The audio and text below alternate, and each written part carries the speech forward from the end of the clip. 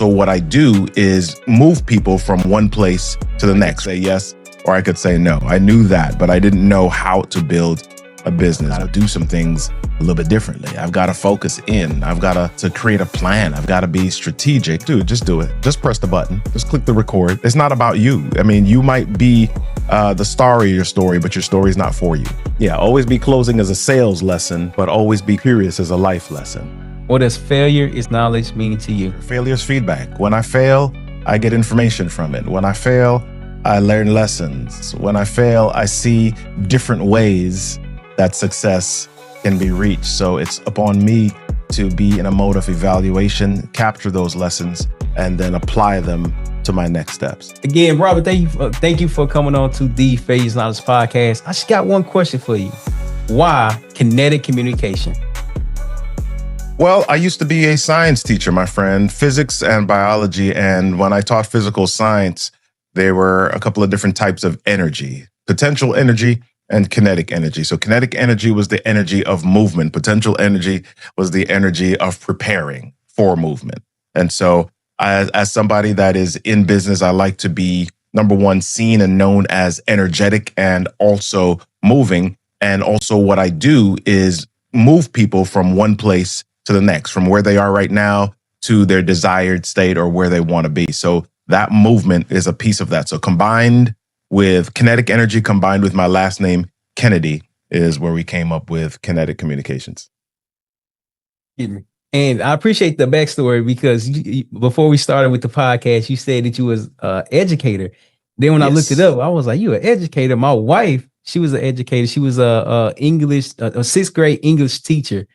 Yeah. And as I was doing research, I was just about to ask that. So how did you know? Okay, yes, you were. What would you say? Kinetic teacher. We was kinetic teacher, right? A science teacher. Yeah, science teacher. So how did you know when you was a science teacher that you want to get into entrepreneurship? Well, I didn't really know at first.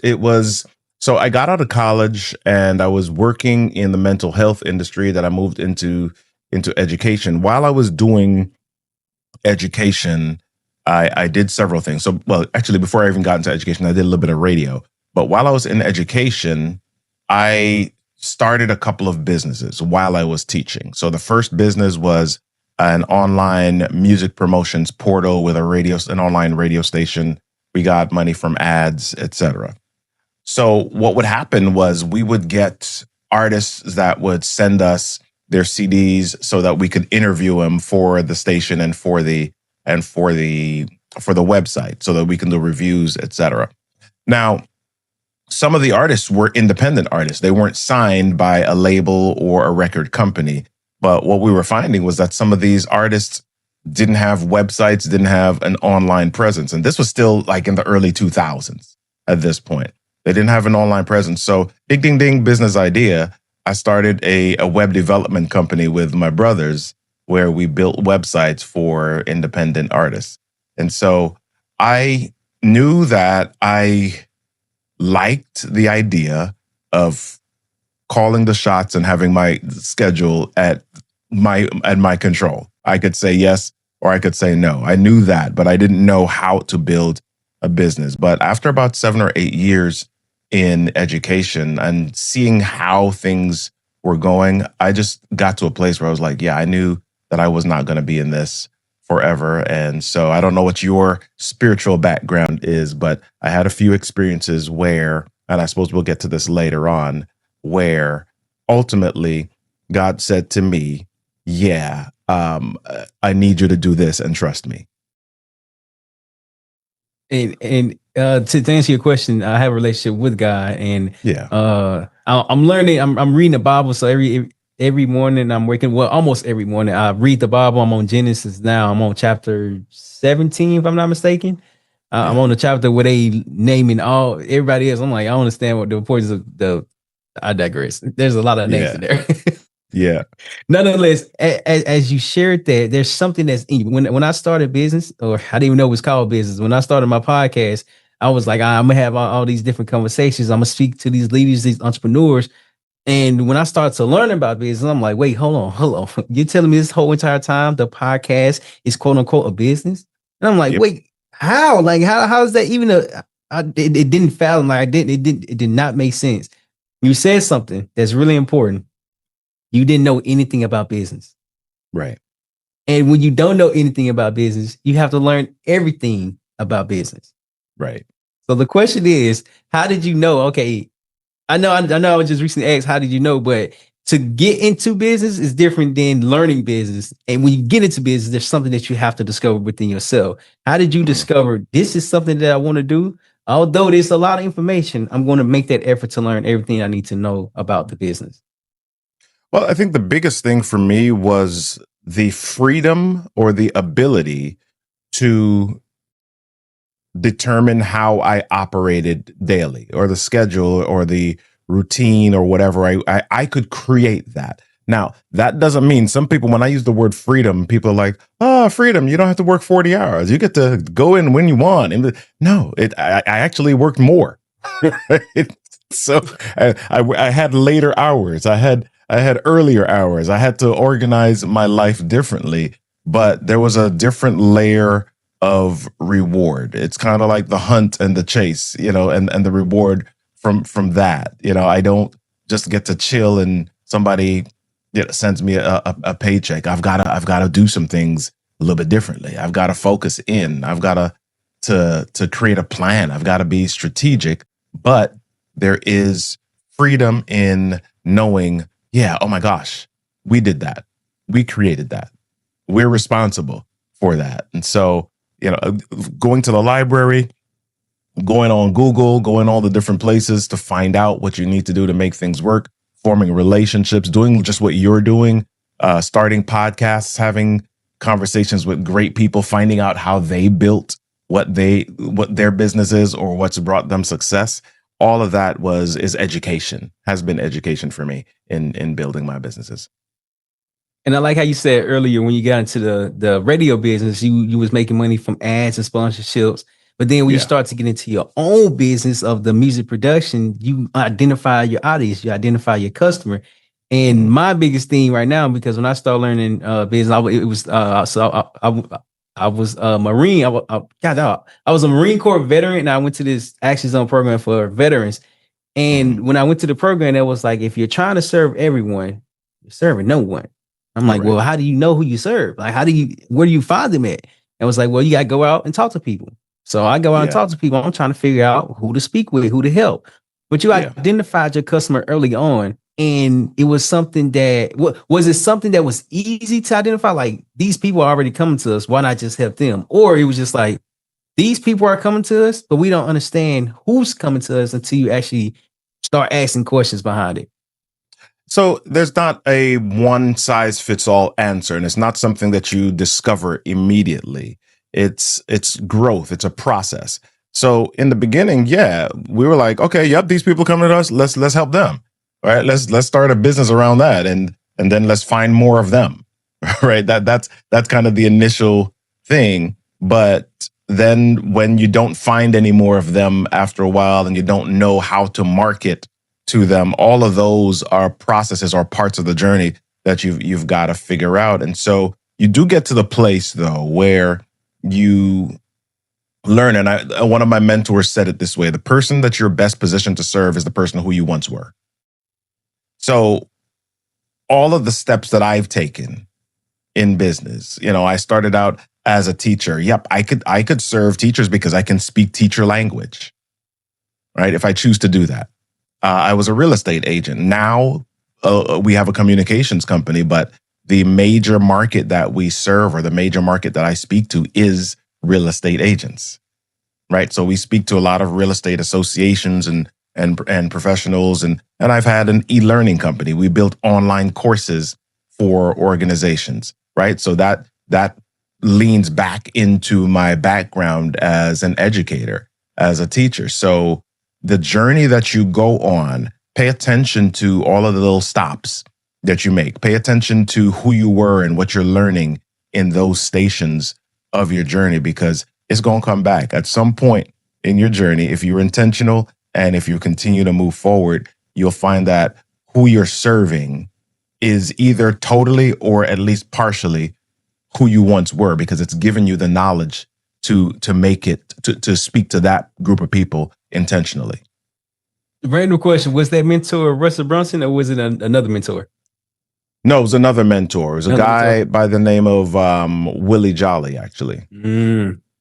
How you spell it? Willie? Jolley. Jolley. 2 L's, EY. Lley. Okay. That's a random. That's not a random question, but what I always like to do is speak to people who, when they say something about mentors, it sparked my interest. Like, okay, if you're willing to learn and you go to people to learn, and it's like you're constantly always evolving within yourself. And I like how you mentioned that you have to identify the journey that you're on, because eventually you'll be able to help that journey. It's understanding that it's not a failure. It's understanding that you're not mistaken, or it went the wrong way. It's literally preparing you to understand, well, you're building the skills, you're gaining the lessons, but it all comes from failure. Here's the question: what has been your biggest failure so far while being in business?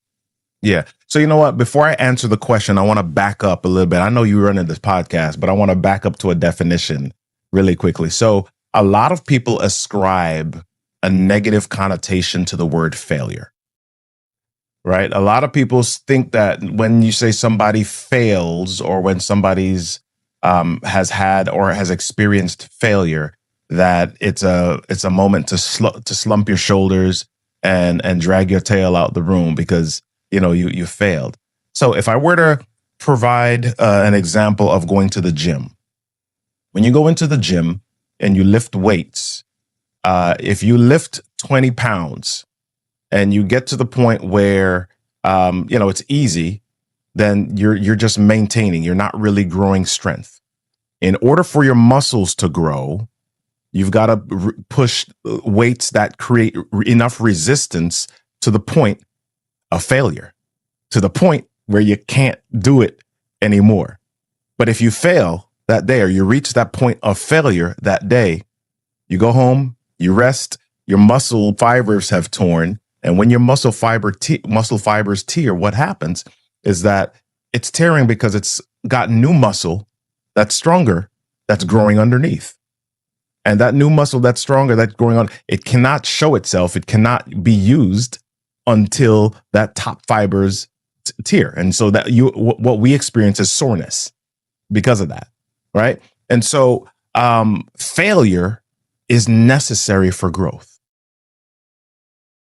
Pain is necessary for growth. Obstacles and challenges are necessary for growth. So I wouldn't say that I have had one big failure. I've had quite a few big failures in business, but every failure has been a lesson for what not to do, or what to build on, or what opportunities exist next. I would say that when I moved I lived in the state of Massachusetts for a while, and then I moved to the state of Maryland. I was at the time teaching online for a university, and I moved to Massachusetts, and 10 days after we got to Maryland, I lost my job. I had 3 children under the age of 5 at the time, and I lost my job. 10 days. Hadn't even unpacked our boxes yet.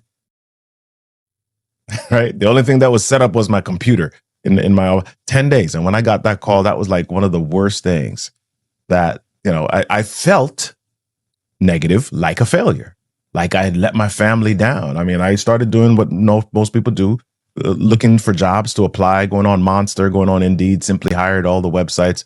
And I was not finding anything, but I'm feeling like a failure this entire time. Right. But that's one of those moments where God said, no, I need you to do this on your own. Right. I don't need you to have the safety net of somebody else's company. I need you to figure this out. And I'm here with you. And so I started contracting as an instructional designer. And then after a little bit, I formed a company, started an e-learning company to build courses for other organizations. And that began to grow. And, we scaled a little bit too quickly, and that business imploded. and I had a big failure. Man, we were sued. All sorts of stuff happened inside of that. But you keep plowing, man. You look and say, okay, cool. What did I learn from that? And what's next? And what's the next space that I need to be? That's interesting. The quote that you use for failure, Mhm. failure has a negative connotation behind it. I literally made Yeah, a post about that like 2-3 weeks ago, and I was like, failure has a negative connotation behind it. In reality, you're really learning how to be yeah, better. yeah. And the fact that you just said that, I don't know if you saw the post or now. Mhm. If that's just God saying, that's Yeah, just God moving your words. But what I yeah. recognize is that every time you're doing something, you're gaining a new perspective. You're gaining a Yep, new lesson. absolutely. You're becoming better.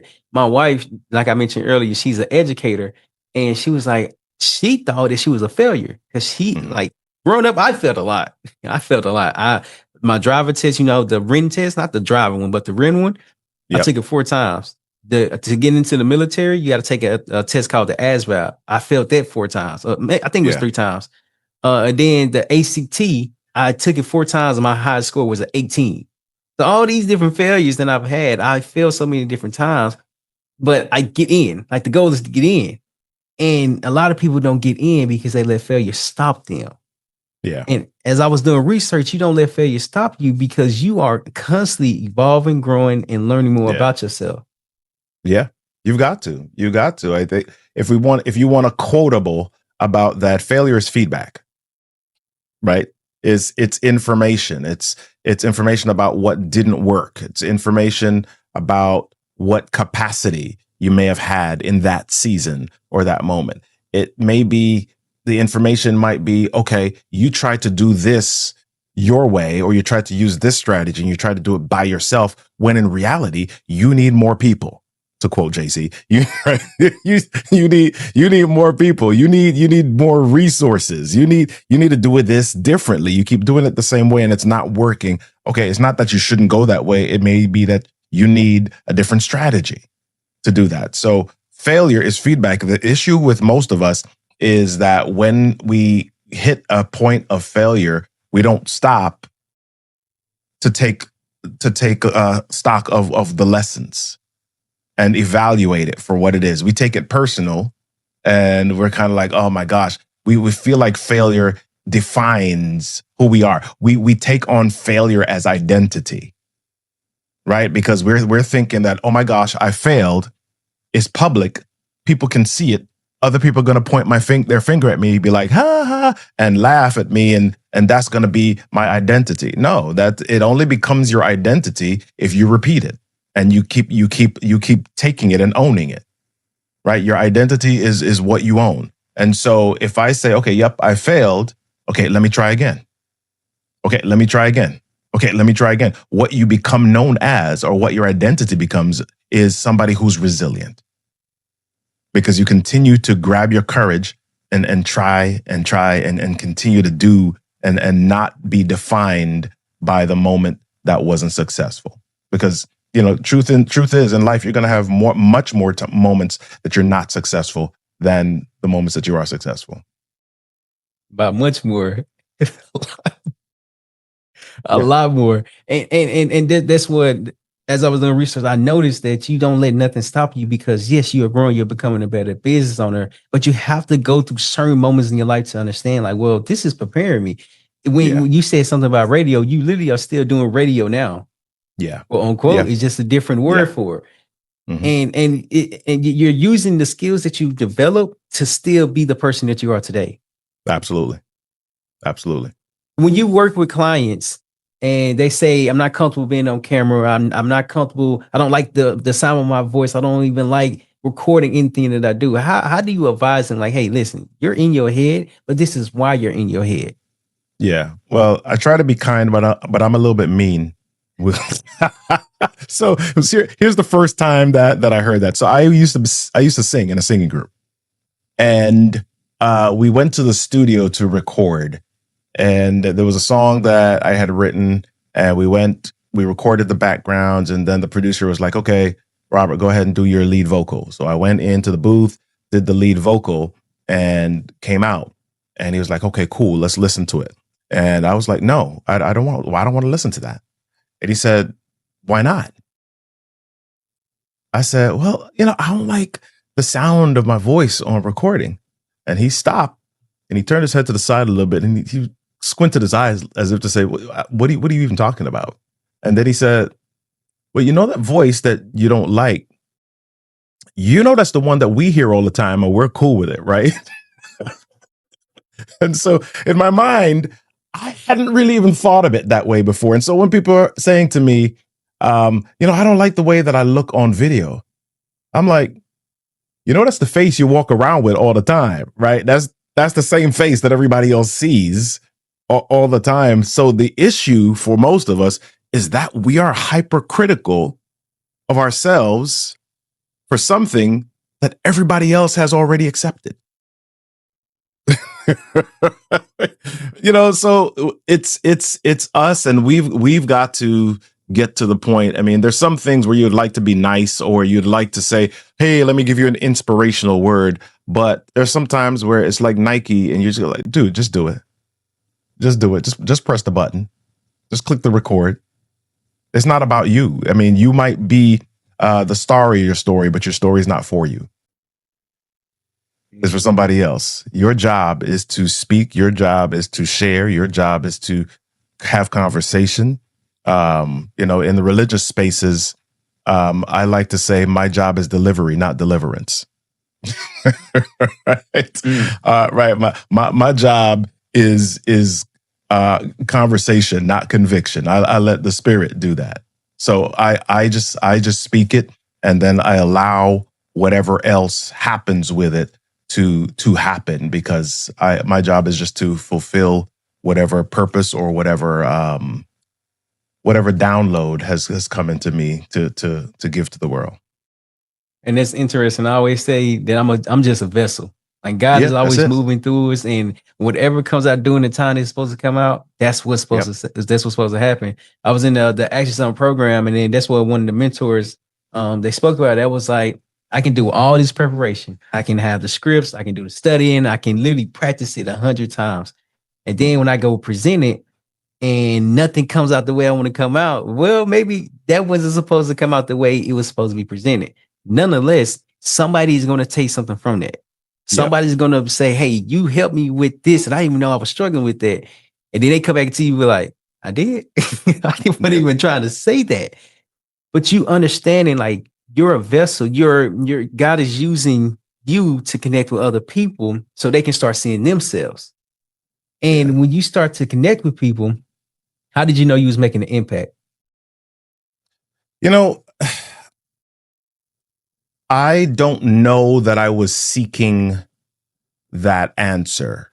We all want to make impact. We all want to be remembered. We want, Brendan Burchard used to say that at the end of our life, we ask 3 questions: did I live? Did I love? Did I matter?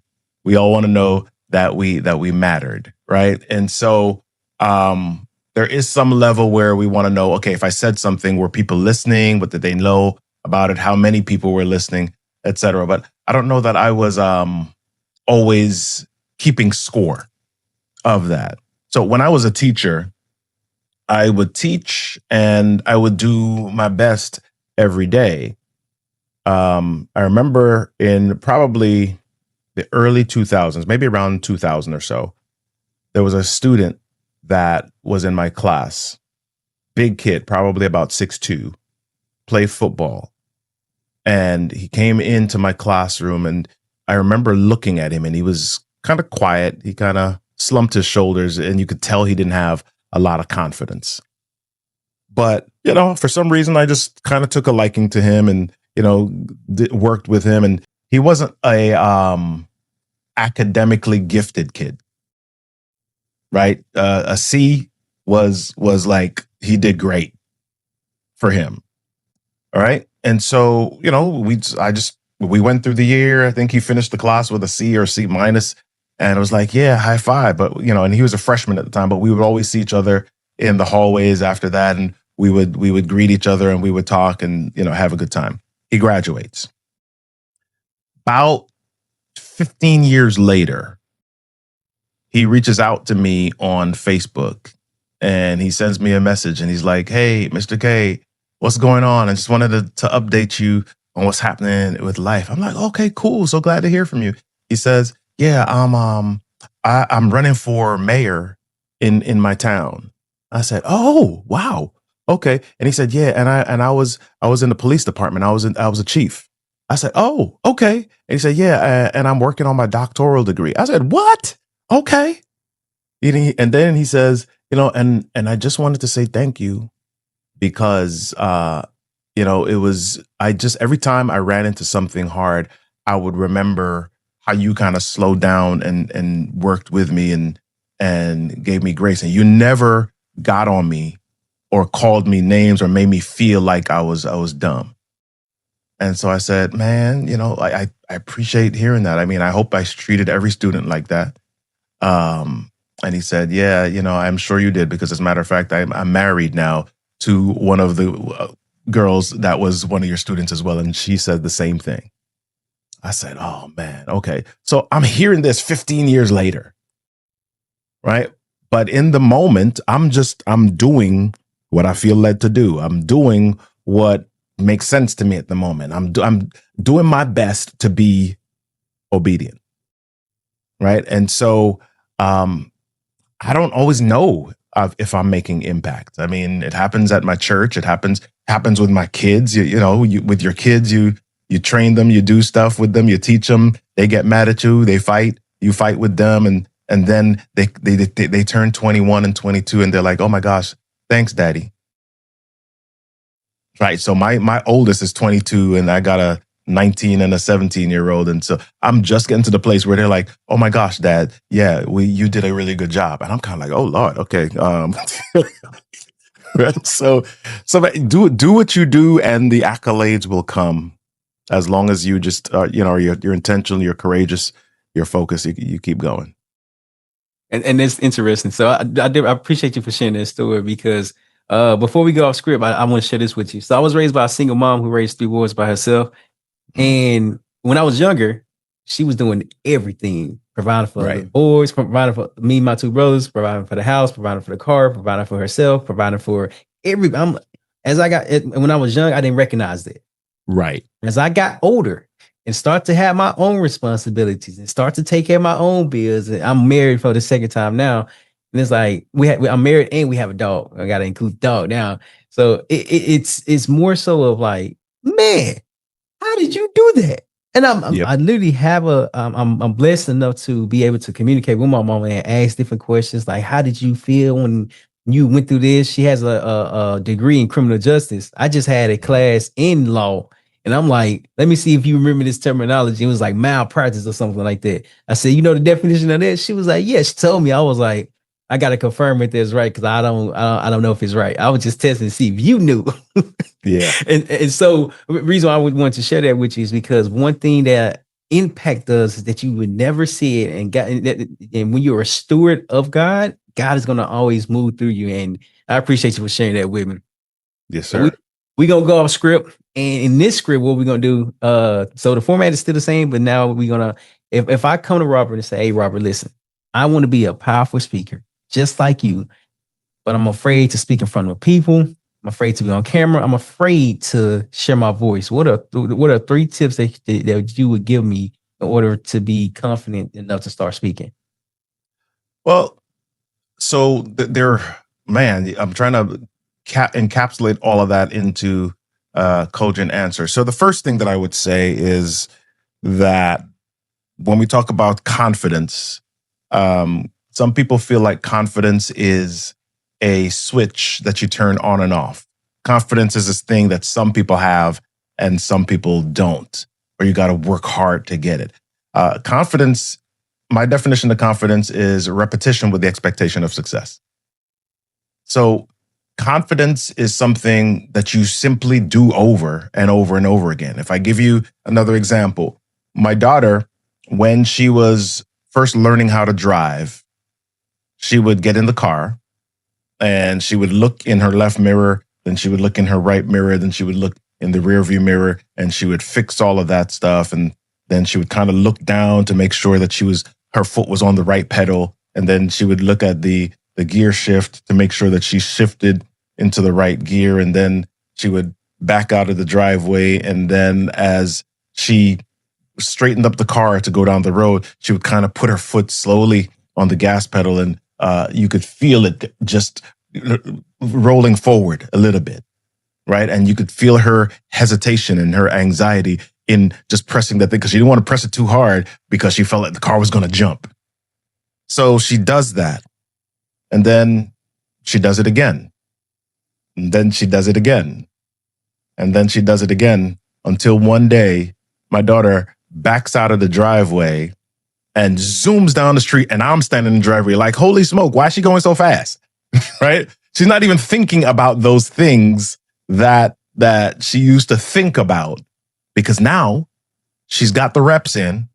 And because she's got the reps in, she's got confidence, and she doesn't even have to think about it. Right? It's involuntary almost at this point. So the repetitions are what brings the confidence. That's number one. Number two, some people, they come to me for public speaking coaching and they're like, oh my gosh, Robert, I got these butterflies. How do I get rid of the butterflies? And I say, well, listen, our job isn't to get rid of the butterflies. It's simply to get them to fly in formation. Because here's what happens. I'm at the space, I've been speaking for X amount of years, over a decade. And I still get these feelings inside of me, the flittery things that happen just before I have to speak. But instead of my brain saying, oh my gosh, Robert, you're nervous, at this time, my brain says, okay, Robert, you're excited. It's time to start getting prepared. And so backstage, I'm jumping. Backstage, I'm shadow boxing. Backstage, I'm walking. Backstage, I'm getting ready, because I know that I'm going to do something awesome, amazing. And it's because that's the message that I've told myself. Because let's go science for a moment. The same chemicals in your body that secrete when you're saying, oh my gosh, I'm so nervous, are the exact chemicals that secrete when you're excited. The difference is simply the message that you've told yourself.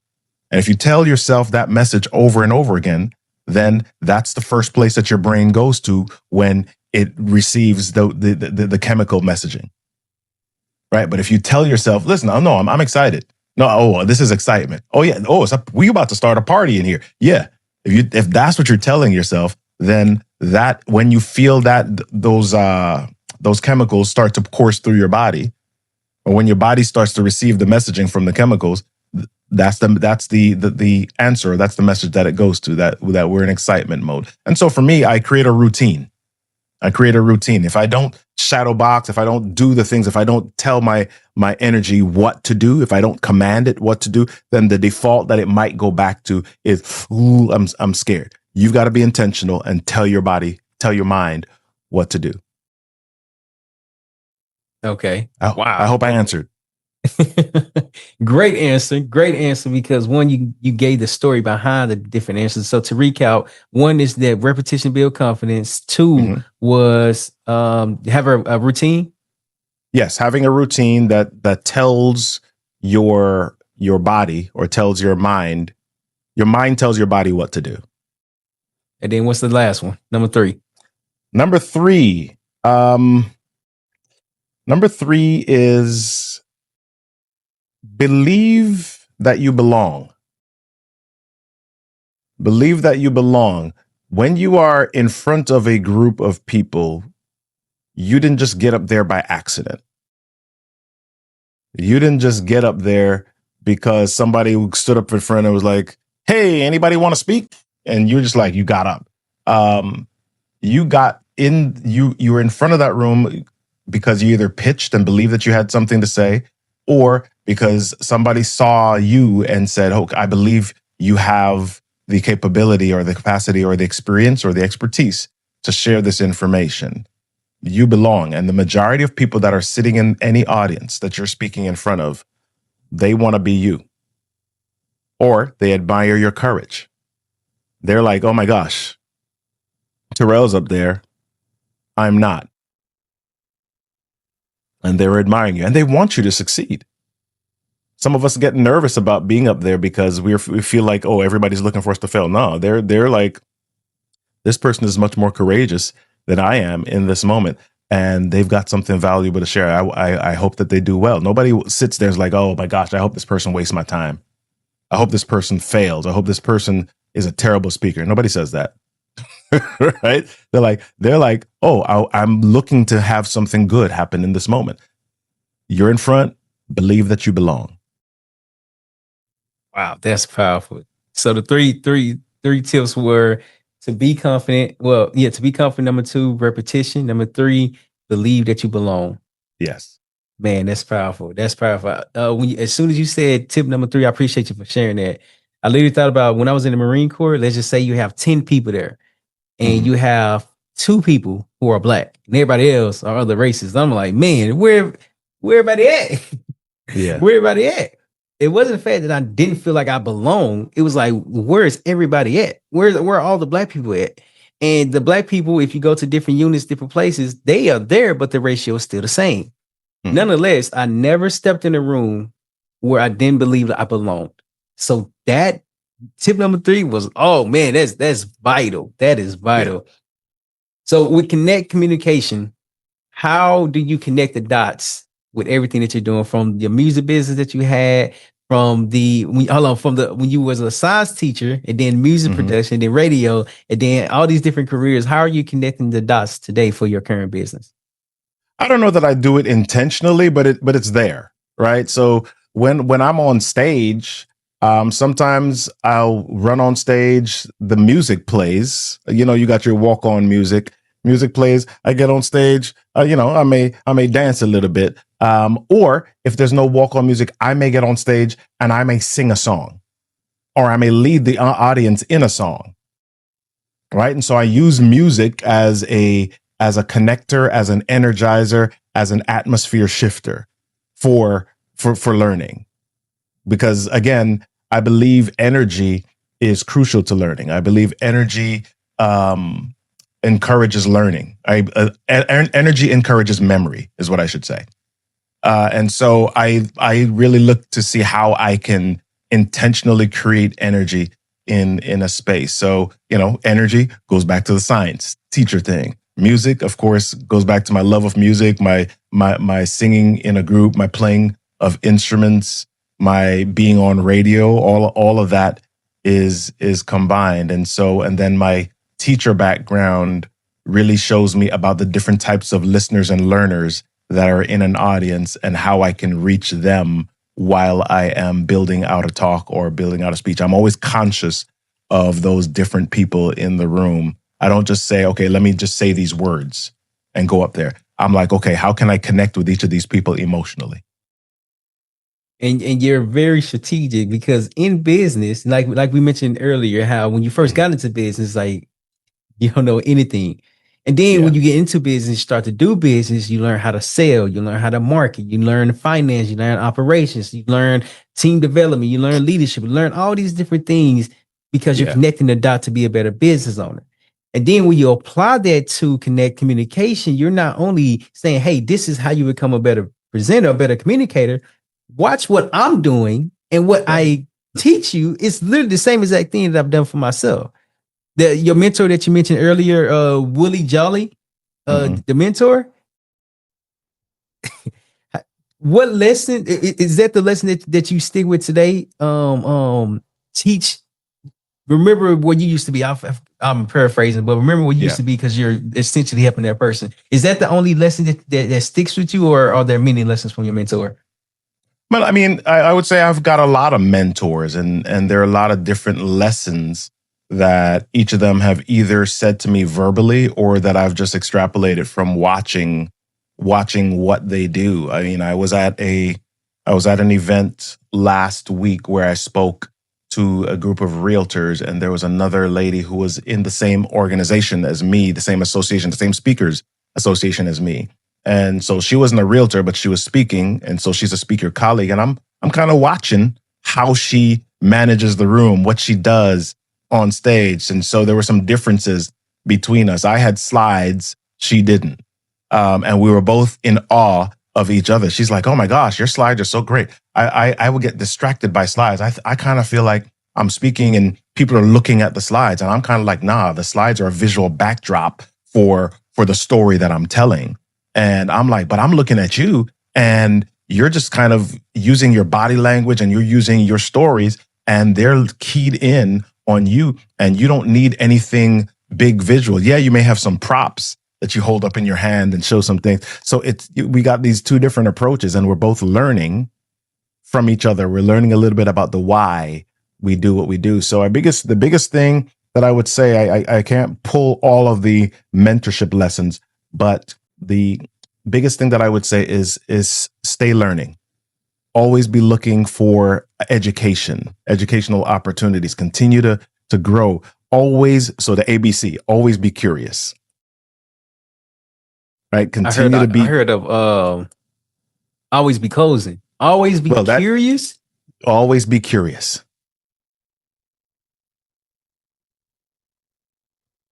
Yeah, always be closing as a sales lesson, but always be curious as a life lesson.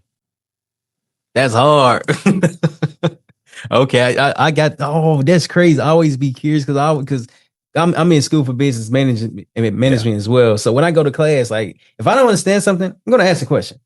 Yep. And my classmates, they be like, "Man, we're gonna ask all the questions." Yeah, because I want to know. They be so afraid to ask a question because I don't know. I don't know the reason behind it. I know if I want to learn something, I have to be willing to ask the question. The just like if I was coming to your class and you was in science, I failed biology. However, I would come to you to ask questions on how to understand biology. Right. Why? Because this is your expertise. Right. And well, I will come to you about kinetic energy, not biology. This is your expertise. And so one thing, because the reason why I asked about the mentor question is that I saw your last live you did a couple of days ago was like that you need another mentor. You need to fire your mentor or something like that. Yeah. Fire your coach. Fire your coach. So we were talking about your inner voice or your mindset, because a lot of us, the majority of us, most of us, we are accidental in the way that we live. We're not intentional. And so we lean into the inner messages, which are mostly negative. And if we allow that inner coach to be negative all the time, and we begin to believe that inner coach, and that inner coach is the baseline for how we operate, that coach needs to be fired. And so your job is now to say, okay, what coach, what inner coach will give me the messages that will allow me to create the life or design the life that I desire. And each of us can choose that. Each of us can create that each day. So when as you shared that, one, I don't know if this was a post or something. It was like amplify your voice, your voice. And when you said that, it made me think of the communication aspect of it. But now that you explained the kinetic communication behind what you're doing, amplifying your voice is the top of everything that you're doing, because you have to amplify your voice. Did I understand it right? Yeah. So amplify your voice. So we've got two sides of our business. We got a B2B, business to business, and a B2C side. So the B2B side is really what we do, the work we do through Kinetic Communications with other corporations, with other businesses.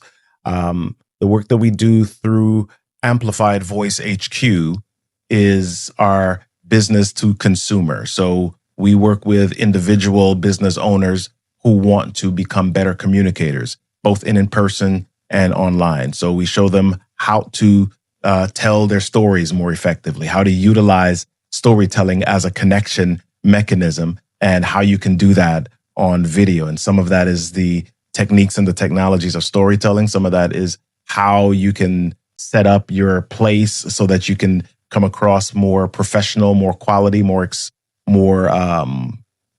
connective to your audience. So yeah, there's a spectrum of that, but the amplifying your voice, yes, your voice does no good if it's in your space. Your voice, you need a microphone so more people can hear it. And they can be podcasts, they can be in-person speaking engagements. They can be social media.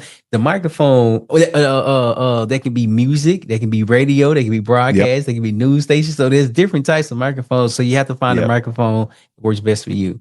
So now what we're going to do, we got one last segment, and it's called Best for Last. And in this segment, I ask you 4 questions and you answer it within 30 seconds. You ready? Yep. All right, so question number 1, what are you grateful for? I'm grateful for my wife. I'm grateful for my family. I'm grateful for my church. I'm grateful for my parents and their health. I'm grateful. I'm just grateful for living. That's powerful. Question number 2, do you have any regrets? 1, some people would say I don't have any, I don't believe in regrets, but I got offered a full-time job at a radio station when I was about 21, and I turned it down because the pay was too low. Okay, now I'm curious. I always be curious. Why is that a regret? Well, it's not a regret like, oh my gosh, I wish my life was different. It was because I was not courageous enough at that point to make a decision that I know is in line with who I am now, or a gift that I have. That makes that makes sense now. That makes sense. Question number 3, what was your biggest takeaway, or what's your biggest lesson while being the owner and founder of Kinetic Communication? Repeat that for me.